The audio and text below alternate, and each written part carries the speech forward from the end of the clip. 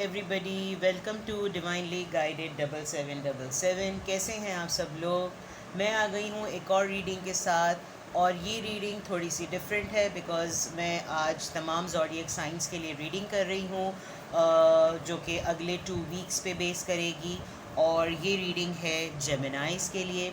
जितने भी मेरे सब्सक्राइबर्स और जितने भी मेरे फ्रेंड्स जिनका ज़ोडिएक साइन जेमिनाई है, ये रीडिंग उनके लिए होगी। And it's going to be for the last week of October and for the first week of November. मैं नवंबर में एक और फ्रेश रीडिंग के साथ फिर आऊँगी, but I just fail today कि मैं 2 वीक्स की रीडिंग करूँ ज़ोडिएक साइंस के लिए, और ये जेमिनाइज की होगी। तो लेट्स सी कि आपकी रीडिंग में क्या आता है। I have already shuffled the cards, लेकिन आपकी सेटिस्फैक्शन के लिए मैं दोबारा से कार्ड शफल कर देती हूँ। मेरे तमाम व्यूवर्स जो जेमिनाई हैं, this reading is going to be for them. Please keep an open mind, because ये ज़ोडिएक साइन जेमिनाइज के लिए तो है, बट डेफिनेटली ये कलेक्टिव रीडिंग है, बिकॉज जितने लोग एज एन इंडिविजुअल तो जेमिनाई हैं, लेकिन वर्ल्ड वाइड तो बहुत सारे लोग हैं जो जेमिनाई होते हैं। तो ज़बरदस्ती जो है वो अपने ऊपर मैसेजेस को इम्पोज मत कीजिएगा। जो आपसे रेजोनेट करें उन मैसेज को लीजिएगा, ठीक है। 1 2 3 4 5। Let me set the cards for you, ताकि आपको कार्ड्स नज़र आएँ। Okay,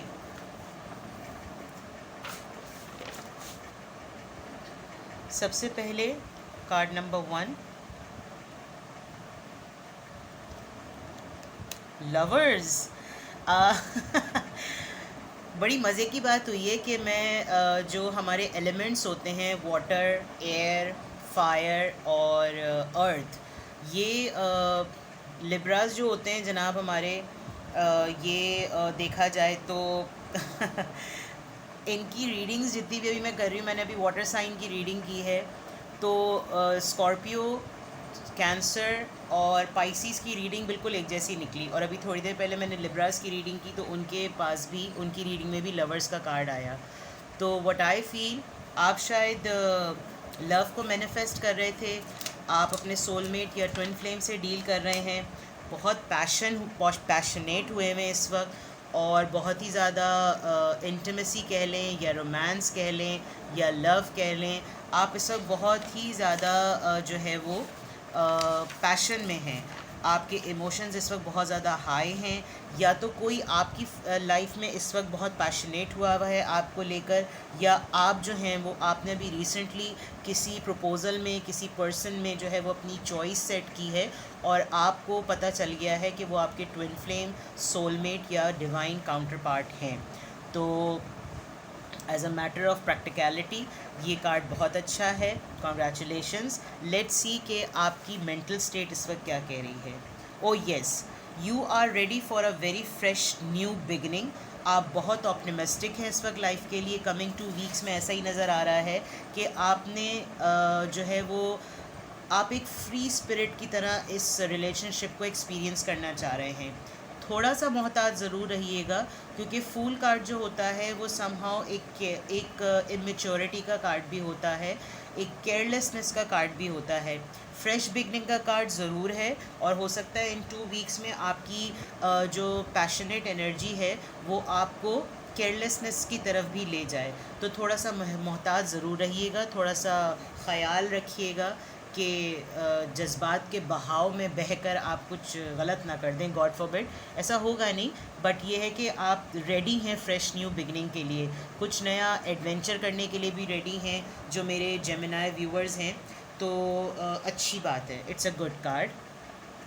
now talking about your passion, temperance, you need to see. Fool का कार्ड इसीलिए आया कि अगर आप किसी चीज़ को लेकर बहुत ज़्यादा पैशनेट हुए हुए हैं, तो आपके लिए मैसेज यही है कि आप इसके अंदर बैलेंस मेंटेन करें। बहुत ज़्यादा इमोशनल ना हो जाएं और बहुत ज़्यादा प्रैक्टिकल ना हो जाएं। बैलेंस लाने की ज़रूरत है। हो सकता है आपने किसी सिचुएशन में बैलेंस लाए भी हों, तभी आपको पता चला है कि आपका डिवाइन काउंटर पार्ट कौन है, आपका ट्विन फ्लेम कौन है, और आपका सोलमेट कौन है। आपने जब इस चीज़ को फाइनल कर लिया, आपने अपनी चॉइस बना ली, तो नाउ आपको ये कहा जा रहा है कि आप अपनी डिज़ायर के पॉइंट ऑफ व्यू से बैलेंस लेकर आएँ। मैं इनको करीब कर देती हूँ ताकि आपको नज़र आएँ cards. If I talk about your emotional side, you have set a very strong boundary. आप इस वक्त क्वीन ऑफ सोर्ड्स की एनर्जी में नज़र आ रहे हैं अपने इमोशनल साइड को लेते हुए। और क्वीन ऑफ सोर्ड एक ऐसी एनर्जी होती है जिसको अपनी इंटेलिजेंस पे कमांड होती है।